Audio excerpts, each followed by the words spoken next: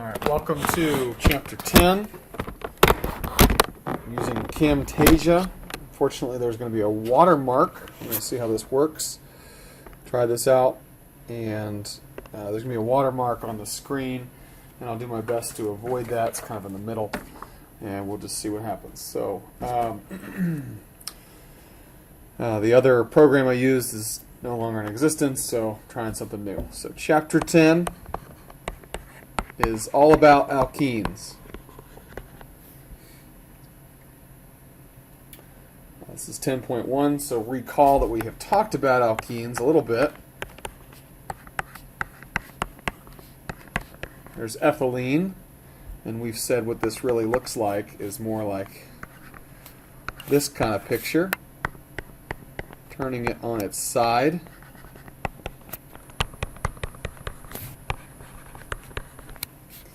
And we have p orbitals, right? This is sp2 hybridized carbon. P orbitals, so there's electron density above and below. So there's a pi bond. The reality is it's above and below. 50% of the pi bond is above and below, if you want to think about it that way. These bond angles are 120 degrees. It's trigonal planar. The p orbital, it's a region of electron density above and below. Okay, so this center line represents a sigma bond. These dashed lines here represent pi bonds, or a pi bond. Okay? So pi bond is the electron density above and below the sigma bond, above and below the trigonal planar sp2 hybridized carbon-carbon bond. Pi bonds are much weaker.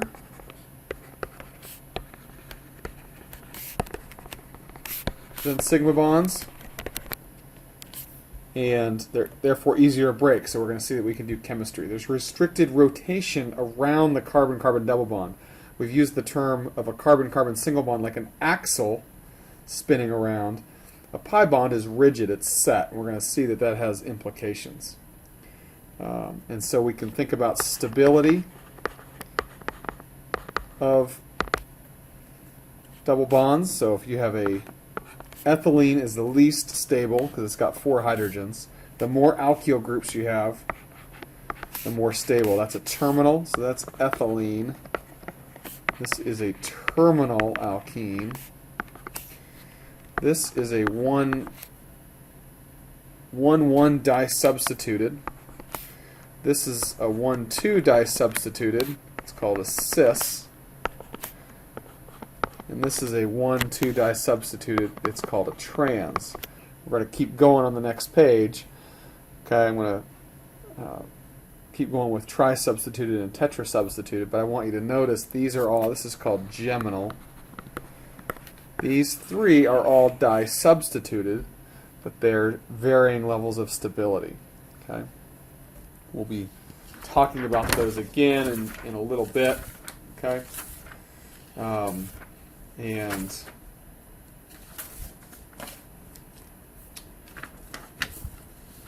let's just show this on the next slide, okay?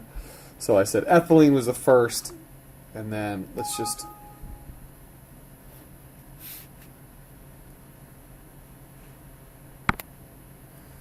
show this again. Terminal. Now we have 3 types of disubstituted.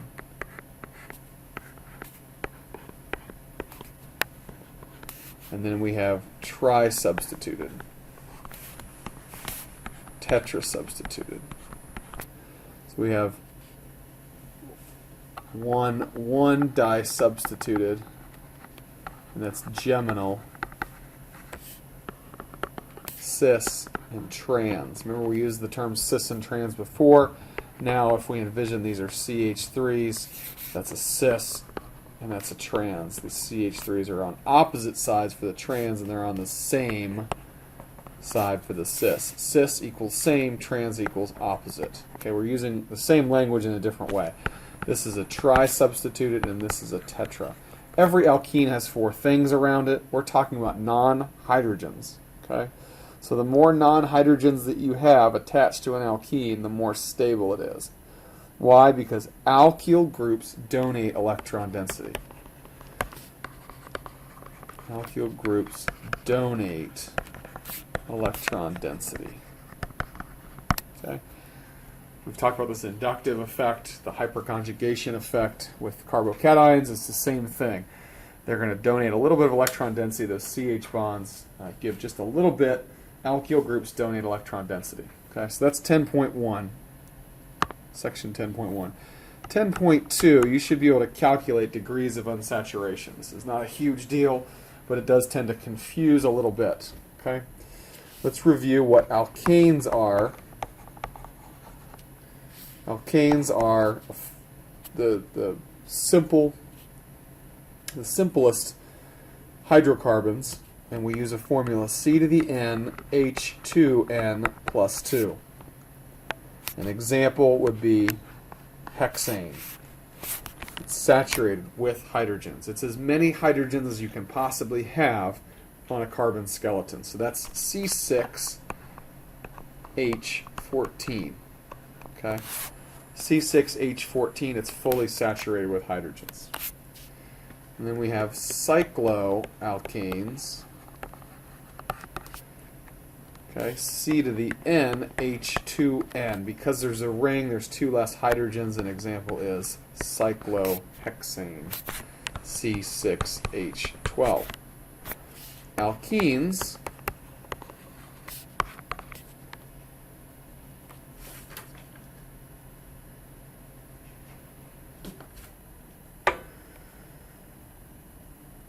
also have C to the N, H2N, and you can look at something like this. Hexene, instead of hexane, is also C6H12. And so now you can see that a ring and a double bond both have 1 degree of unsaturation. What is a degree of unsaturation? It is an equivalent of a molecule of H2. So ring or multiple bond, each pi bond, okay, really ring or pi, or each individual multiple bond. So a triple bond is going to have 2 degrees of unsaturation. A ring or each multiple bond has a single degree of unsaturation. Each. It's the number of hydrogen molecule equivalents.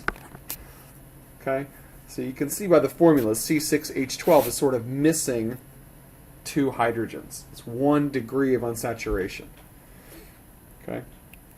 Cycloalkenes are going to be, let's do one more, cycloalkenes, which will be, we'll see a lot of these, C to the N, H2N minus 2. An example is C6H10 or cyclohexene. We'll see cyclohexene a lot. That has 2 degrees of unsaturation.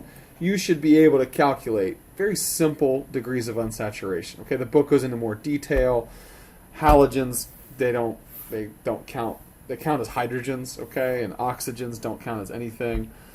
I'm not trying to make these really confusing problems. You should do several problems, but you should be able to count rings and count double bonds and understand degrees of unsaturation. Okay, we're going to focus on carbon and hydrogen mainly. Okay, mainly, not manly. So work on those, and then let's look at nomenclature. 10.3. I forgot about the watermark. I'll try to avoid some of the middle there. Nomenclature. Now, when we did nomenclature with alkyl halides, we just treated halides as another substituent. Well, now the alkene is going to take precedent. So let's do an example. We want the longest chain with the alkene. Okay? And we want the alkene to have the lowest number. So what that means is, it's just like the other substituents. Now, though, you have to decide that the alkene is your highest priority. So we're going to start at carbon 1 here and carbon 2 because that gives the alkene the lowest number in the chain. Okay, we could have done 6 up there and we could have done 1 down there, but so there are. Then we count out the methyl groups. There's a methyl group at 2, right there. There's a methyl group at 3. There's a methyl group at 5. So what do we have? 2, 3, 5 trimethyl 2-hexene. Okay, it's 6 carbons long, so the parent is a hexane, but the suffix now is -ene. The alkene starts at the 2 carbon. It's not 2,3, it's 2-hexene. And then we have 2,3,5 trimethyl. That's the prefix. Okay, so it's a 2-hexene as opposed to a 3-hexene. And again, you got to practice a lot of these. Okay, but it's got to be in the ring. Okay, or I'm sorry, in the chain to be effective, or to be in the name. All right, so let's do another one.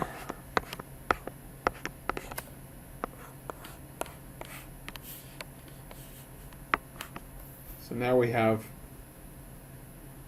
the longest, the whole alkene has to be in the chain. So you can't go 1, 2, 3, 4, 5, 6, 7, 8. Even though that's 8 and that'd be the longest chain starts here. And it's got to start there because we want the alkene to be the lowest number. Okay. This is called a terminal alkene. Well, it's a 1-1 disubstituted, so it's not technically a terminal. But there's H's here, right, that are implied. And so it's a heptene. The parent name is heptane, but it's an -ene. It's at the 1 carbon, so it's a 1-heptene. And what do we have? We have an isopropyl group. Sorry, isopropyl 1-heptene. 2-isopropyl 1-heptene. Okay.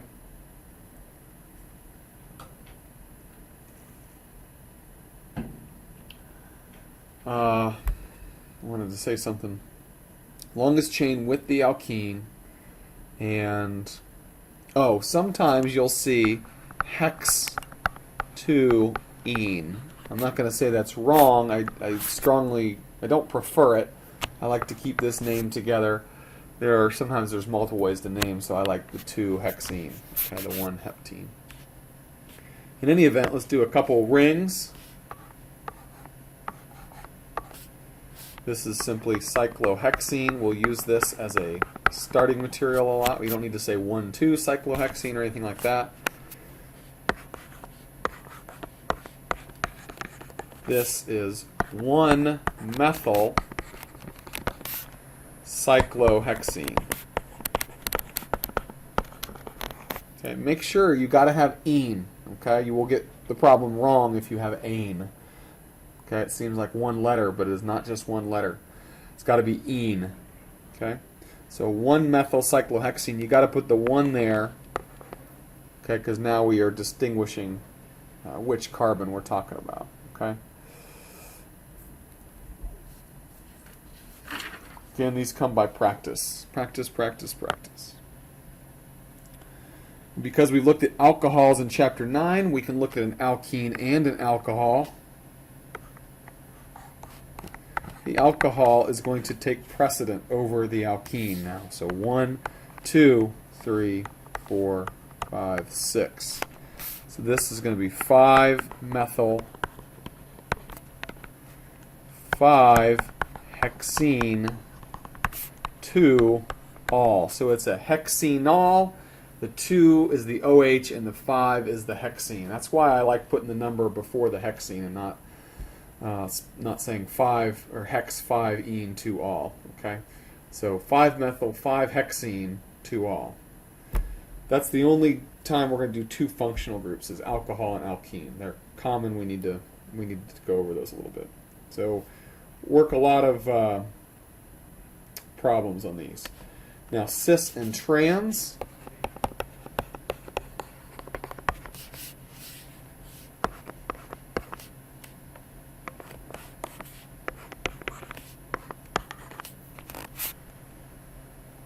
Let's look at 2 isomers of one another. Which one's cis and which one's trans? Okay, this is the cis over here. The groups are on the same side, a CH3 and the other alkyl chain. This one is trans. So what are the names? This is trans. Got to have the trans in there. 2-hexene. Trans 2-hexene. Cis 2-hexene. Trans and cis, both 2 hexenes. 1, 2, 3, 4, 5, 6. Okay, cis and trans. Cis and trans are great when there's 2 groups other than hydrogen. When there's 3 or 4 groups, we need to use a terminology called E and Z. Okay, you can use E and Z for di-substituted, i.e. cis and trans. If you want to memorize trans equals E and cis equals Z, you can. Okay, let's look at some tri-substituted examples. CH3, CH3,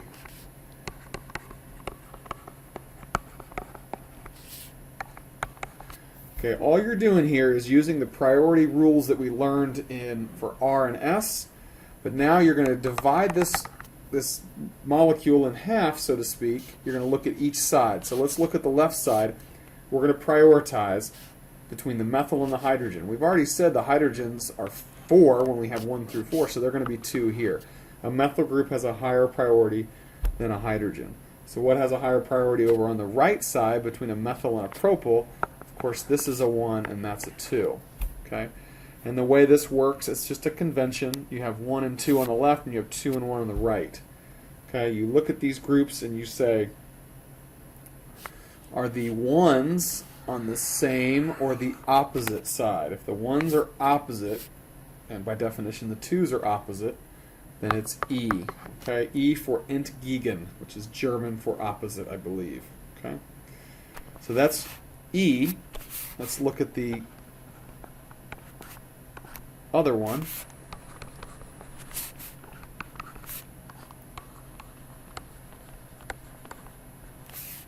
This is a 1, that's a 2, just like over there, and now the 1 priority and the 2 priority. Now they're on the same side. The 1s are on the same side, so are the 2s. They're on the same side. Z is German, stands for Zusammen, which is together, I believe. I couldn't remember. I think it's together. Okay. Both of these are 3-methyl-2-hexene. If we name these 3-methyl-2-hexene, but one is E and one is Z. They're diastereomers. They have different properties. Okay. So what you need to do is put a 2E in front of that. So this one is 2E. The reason being is you can have multiple double bonds. It seems redundant, but if you have multiple double bonds, which we're not going to worry about too much, but you know,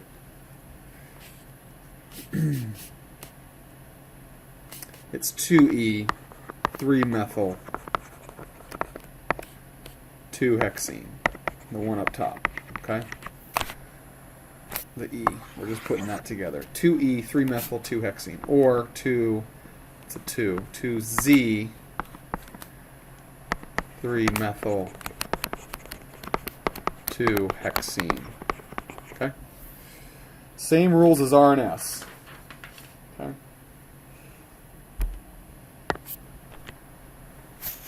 A couple common names that I want you to know concerning double bonds. Common, we're going to see what's called a methylene. That means the double bond's attached to something. That's called a methylene. This is called a vinyl, when you have a terminal olefin attached to something. And this over here is called an allyl. Okay, because there's implied hydrogens all over here. This is called allyl. Okay, this is called vinyl. Just want you to know those three. So a couple examples. This is methylene cyclohexane.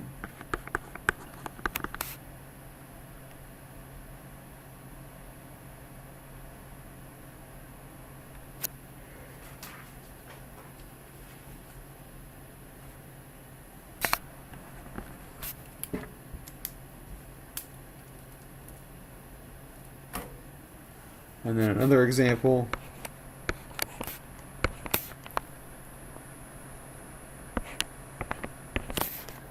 vinyl, so we saw 1-methyl, 1-vinyl cyclohexene. Okay, 1-vinyl cyclohexene. You could have an allele. And then I want to give you, I'm not going to ask you for IUPAC names, but you should know what a diene is. I just showed you one with a vinyl, but that is butadiene, okay, 4 carbons, but dienes and trienes in general. Okay, triene. Okay, you should be aware of those. Let's look at the physical properties. 10.4.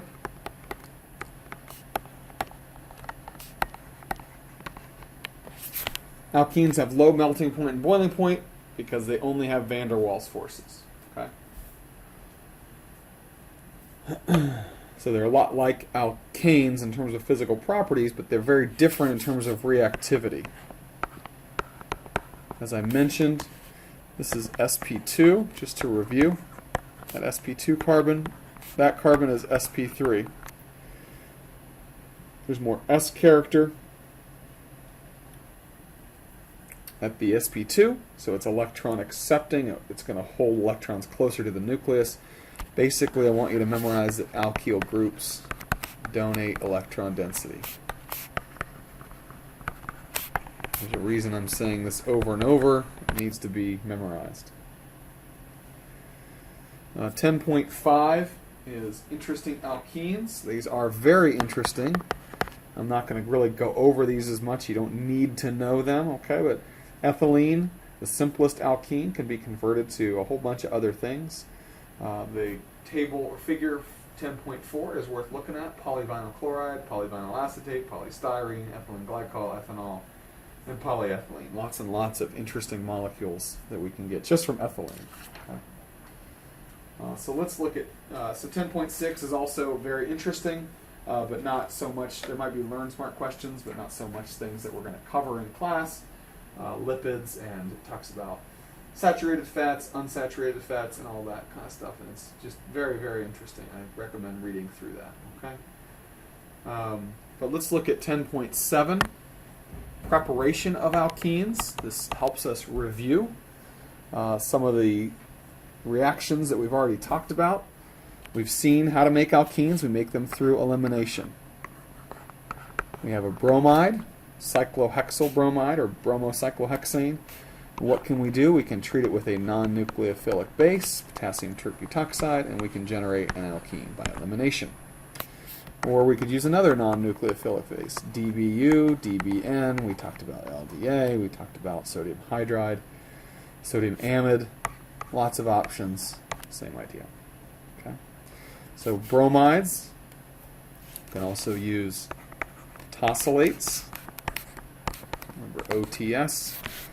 Same reactions or same conditions, i.e. a strong non-nucleophilic base.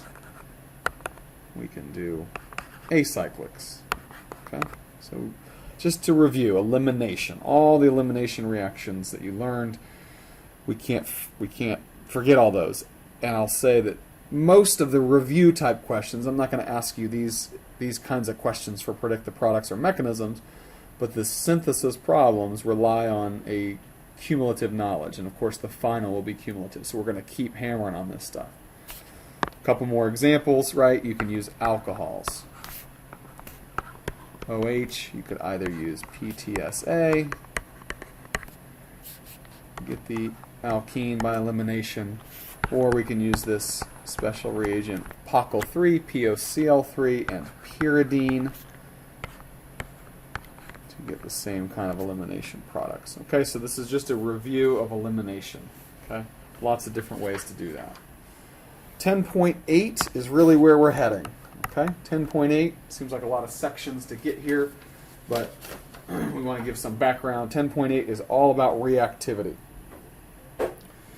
And we're going to go through all these reactions. We're going to give sort of a pinwheel, if you want to think about it like that, a bunch of reactions.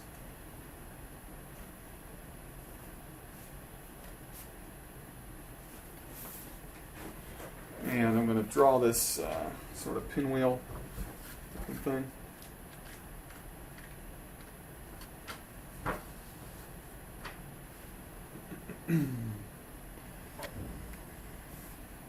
All right, so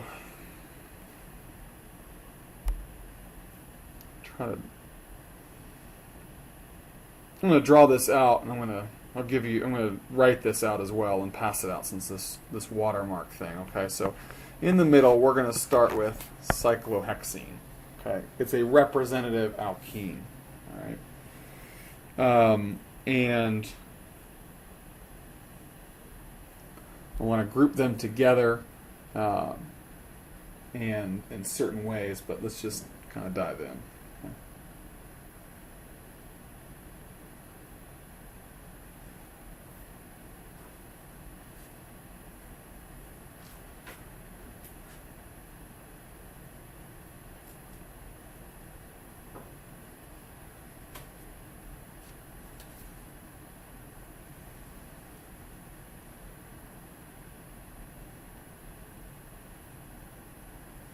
Yeah, okay. So,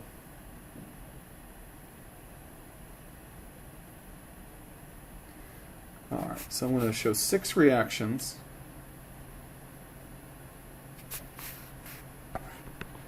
I'm going to give the simplified version.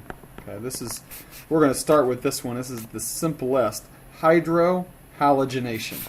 HX is going to get added. We're going to go through all these mechanisms, more mechanisms than you can possibly imagine. HX is going to get added across. Hydrohalogenation. All this is written for you in 10.8. And then what we're going to do is look at hydration. Think about it as adding H and OH across. So instead of an X, we have an OH. But we can't just add water. We need a catalyst. We're going to add H2SO4 or PTSA. We'll get to that.